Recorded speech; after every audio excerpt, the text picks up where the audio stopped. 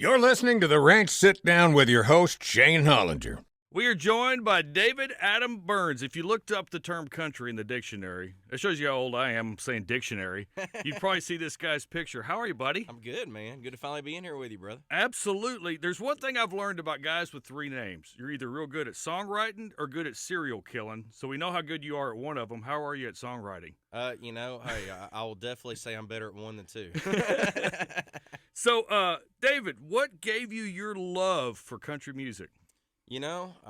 Every morning, that's what my dad had on was our local country station. And, where most kids were watching Big Bird and Barney, I was watching TNN. And, they took me to see George Strait when I was 3. And I don't know what it was, but at 3 years old, I said, I want to be that guy. And nothing's changed since. I'm still trying to be that guy, but I figured I'll never be him, so I better make my best approach of myself at it. Yeah, I heard this story, like, you started wearing a cowboy hat to school. Like, we're talking kindergarten, elementary school, and they were calling you George Strait. Well, they wouldn't let me wear the hat inside, but I wore my boots. And basically, if George wouldn't wear it, I wouldn't wear it. I mean, there was people that literally, to this day, probably don't know my name was David. I mean, they knew me as Little George. And yeah, I went to school with George Strait. It's like, no, you didn't. I mean, I laugh, I played basketball and everything. I'd be out there in my boots hooping with the guys. I mean, that's who I was.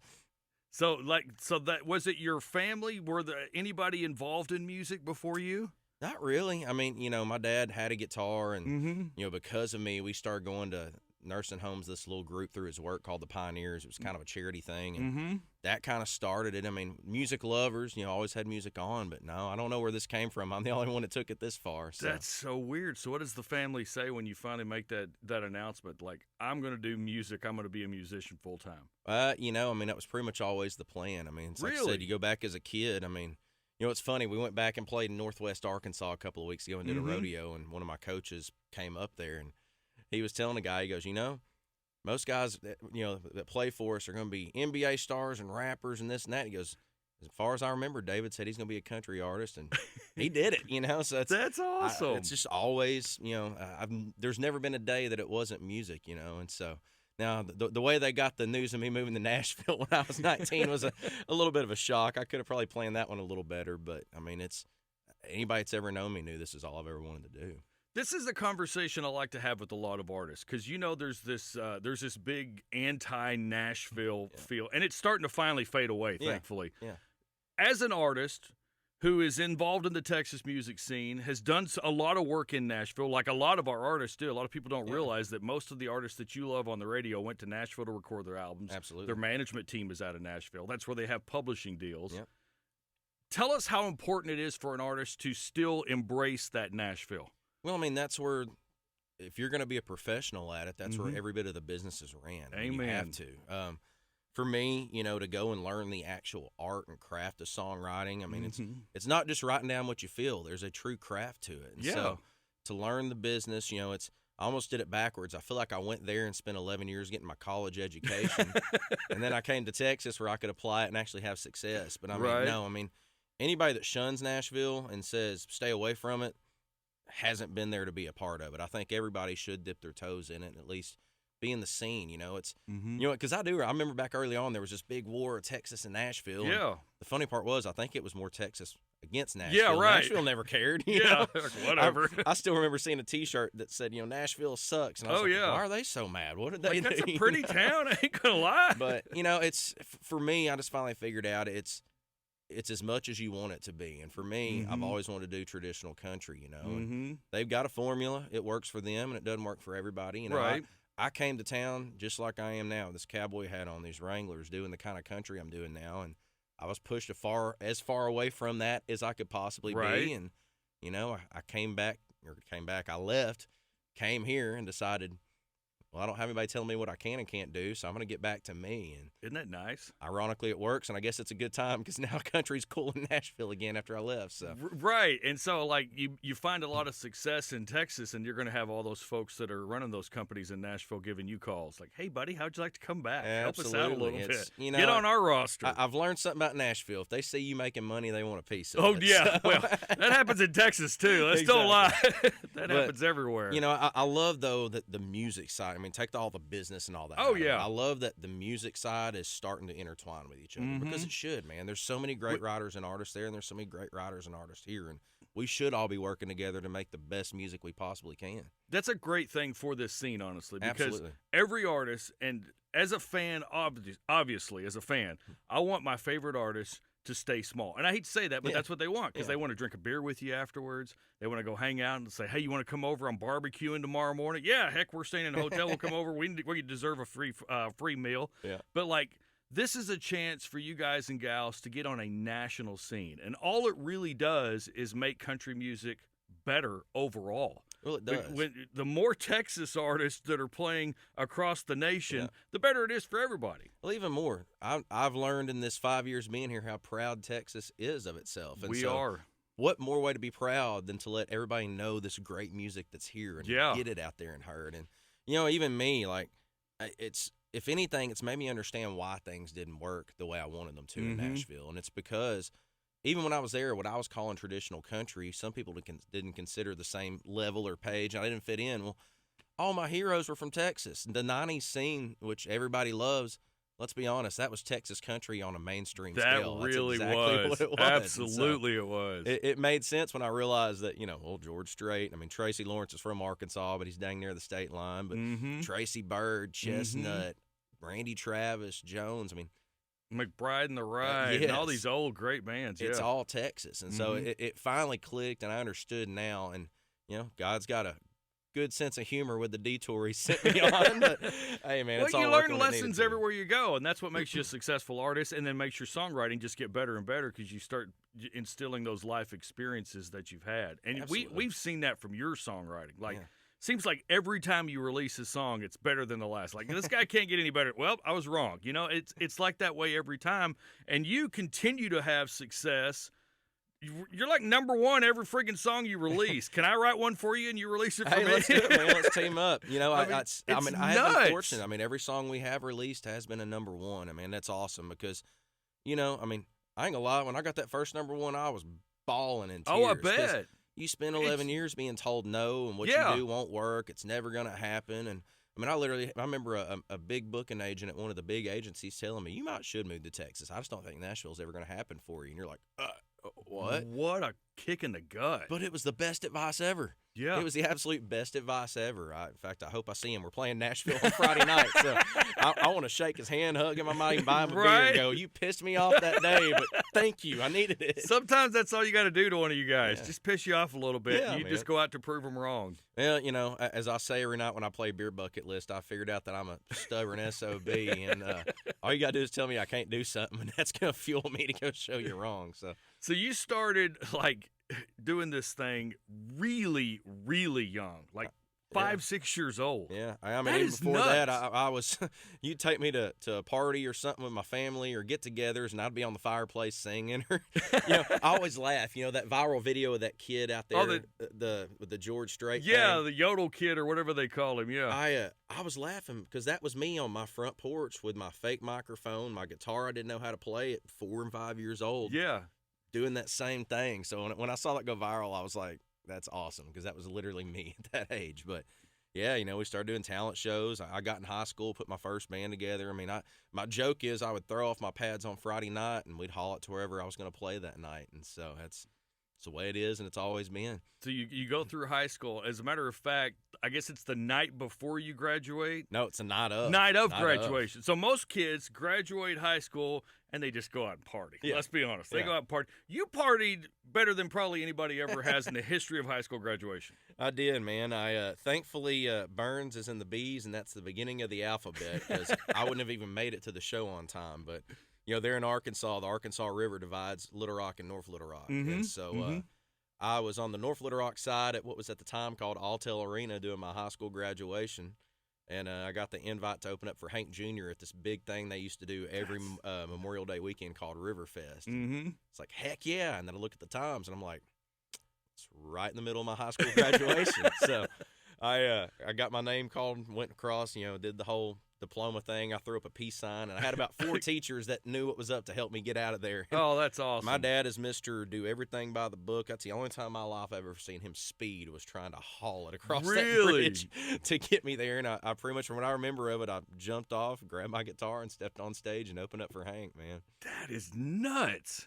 That is. Yeah, you didn't have to. What's the cool thing is you didn't have to sit through all the other speeches and hang out afterwards. Right. See you guys later. Yeah, exactly. But I mean, But you obviously knew at that point what you wanted to do. Oh, I did. I mean, the plan was get to Nashville as soon as I could. You know, that's what I laughed about. I said, you know, being in Arkansas, I didn't even know about this Texas scene, or I probably should have came here first. Right, yeah. But I, you know, even in high school, I mean, I laugh. I said I took a pay cut to move to Nashville. I was making more money in high school than I probably do now because there wasn't no overhead. And you know, I was playing 2, 3, 4 nights a week.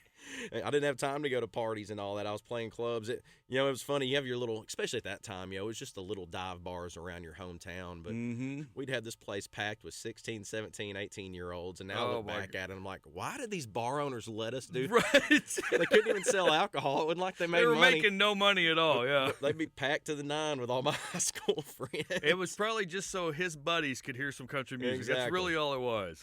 Well, and you know, that's the part that really defined me as getting into the old school, you know, because in the early 2000s, I feel like that's when country started getting pop. And, you know, I remember that first Dierks Bentley record came out, and I loved that. But, you know, I started playing those clubs, and them old timers, we play some Haggard, and I don't know any. And so that made me. So you had to that made me go, but that's when I fell in love with it. That right there, instead of diving into new music. And right at that time, too, Chestnut had that Saving the Honky Tonk record come out. And I remember, I don't remember who it was I was on a date with, but we went downstairs to watch a movie, and instead I made her watch this Mark Chestnut concert because I was flipping through the TV and saw it, and it's him promoting that record. And I'll never forget, that was a record that changed my life. I was like, this is the kind of country music I love. This is what I want to do. And so instead of worrying about what was new coming out, I started diving in and wanting to know who made Chestnut and Straight. And I mean, I traced it as far back to Lefty and Webb Pierce, and I was like, okay, I think we can draw the line here. Right. but yeah, I just became a historian. I wanted to know who made the guys that made me, and that's interesting. Isn't it nice though that sound is like back and coming back and is popular? No, it's not like that was neat, a little nostalgic moment. Like, people are striving for that real traditional country music again because most of mainstream country is, you know, more pop-ish. So it's nice to see people wanting that again. Well, and what I'm seeing is, what I love about stations like y'all is you play a little bit of everything. But with the digital age, there's nothing to stop you from it. I don't think it's that anybody ever quit liking it. It's that mainstream radio wouldn't play it. For some reason, they just stopped playing it. Now there's outlets to it. And, I mean, you know, I kept saying forever, I was like, we need another urban cowboy. We need another urban cowboy. Boom, insert Yellowstone. I mean, Lainey Wilson, me and her ran around Music Row doing the same stuff for years and years and years, and now look at her. You know, it's just, it's crazy to see this scene coming back full throttle. But, man, as I say, better late than never. So Right. Well, you got your guitar with you here. Yeah. Why don't you play us some of this country music we keep hearing about? It's David Adam Byrnes hanging out with us here on the ranch. What song are we going to hear, buddy? Well, I guess we might as well do this current radio single unless you got something better on your mind. Yeah, I mean, by the time this plays in like 4 minutes, it's probably going to be number one, right? Hey, if we can make 5 leapfrogs, then yes. But yeah, well, here you go.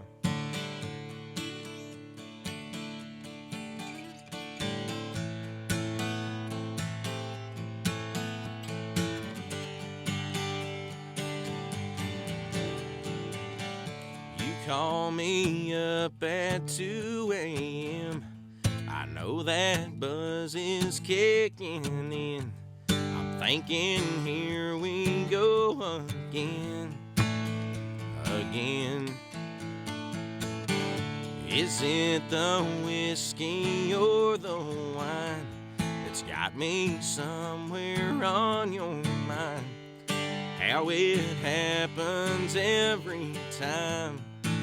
Every time I'm getting tired of these drinking games, you start lighting that whiskey way,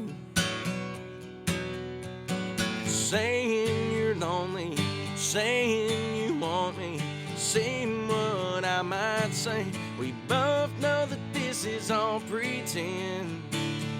It's the kind of game that no one wins.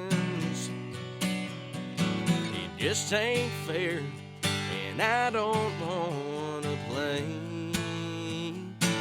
I'm getting tired of these drinking games. I'm tired of playing by your rules. This ain't love and this ain't cool. It may be fun, but I ain't no fool. I ain't your fool. I'm getting tired of these drinking games. You start lying in that whiskey way, saying you're lonely, saying you want me, seeing what I might say. We both know that this is all pretend. It's the kind of game that no one wins.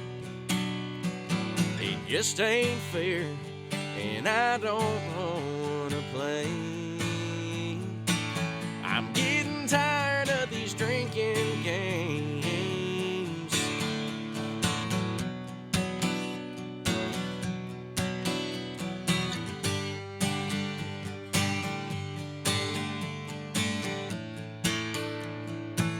We both know that this is all pretend. It's the kind of game that no one wins.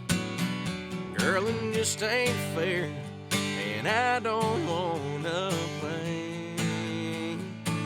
I'm getting tired of these drinking games.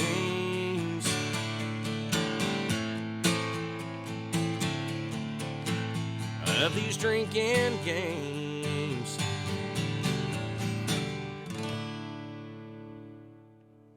Very nice. David Adam Byrnes hanging out with us. Man, that's such a great, just a country song. I started radio in 1990, and like that would have been a song we would have played. Well, hey, man, I'm just glad it's out now. But, it was cool to write. Wade Kirby's been one of my right-hand guys here on these last two records. His dad's Dave Kirby, the Hall of Fame writer, wrote a bunch of Haggard stuff. And he's just one of them guys that thinks so out of the box, and even the chord changes. And so I had that title and that idea for a long time. Oh, yeah? But I was like, it's got to be the right time. And I don't know what it was, but that day I was like, I got one for us today. And as soon as I said it, we did sit around shooting ideas for 30 minutes. We jumped right on it. And it was a fun one to write, man. Congratulations, you're engaged now. I am. How about that? Off the market here in October. Well, I've already been off the market. Let's yeah, be I was honest. going to say, whoa! But, honey, he didn't mean that. No, bad choice of wording. Now, big days in October, and then that's awesome. Just had the meeting today, so we're going to release the whole record here a couple of weeks after that. So it's going to be a big October for me this year. You're going to be a little busy. Which I love Halloween and I love October, so you might as well cram it all in. Right, yeah. Got a new ranch of yours as well? We did. Her life goal is to have land, cows, and babies. We got the land, we just got the cows, and I know the babies are coming. So. Okay, I was going to say, where's that at now? well, baby steps. Some breaking news. David Adam Byrnes, if you could write a song with anybody on this planet, living or someone from the past, who would that be? Dean Dillon. Well, yeah. Not even. There's some success in that one. I just, it's like I said, George Strait's my absolute hero, and he wrote all those songs. So, I've heard stories of being in the room with him, and of course, I've watched the documentary he did at Magnolia, and I would love to see that art in person. It is amazing that one person can write that many iconic songs. Absolutely. It's almost unfair, quite honestly. Yeah, it's amazing. I hope this generation's able to keep it because, man, I feel like, especially Nashville, that's if we're going to talk about the bad side. There's a bad side to every scene, but yeah. They're not letting the true blue blood songwriter have a career anymore because they just sign nothing but artists. And I hope that he's not the last of those generations because there's so many of them guys out there, but he just – there's writing lyrics and then there's painting pictures, and that sucker can paint pictures. And it seems like there's a lot of AI songwriting going on right now, and thankfully this scene is so against that. Yeah, I'm not even going to get started on that. It's all I got to say is if you got to do that, don't call yourself a songwriter. Absolutely, absolutely. So what's next for David Adam Byrnes? So I'm flying to Nashville actually in the morning. Going to finish this record. Got to track 2 more songs and then play Nashville and Ohio this weekend, and then come back, finish out the summer tour schedule, and gear up for an album release. And change my lady's last name. Right, That's about right. it these days. That's So, awesome, man. Congratulations. Thanks, man. It seems like everything's going well for you, buddy. It really is, and man. I know it's been a long road. It's that quick overnight thing, right? Right. But- This is the point where you get nominated for, New Artist of the Year. It's like, dude, I've been doing this for 20, 30 years. Come on. Hey, man, better late than never. I'll take it. As I always say, I've been very fortunate that I have always made a living doing music. And Yeah. so any day I can wake up and know I'm doing that, it's a good day. So. You're truly blessed, buddy. David Adam Byrnes, thank you, buddy. Hey, thanks for having me, man. This has been The Ranch Sit Down. To hear more, check out our free app. Just search for 95.9 The Ranch or find it wherever you listen to your favorite podcast. New episodes every week.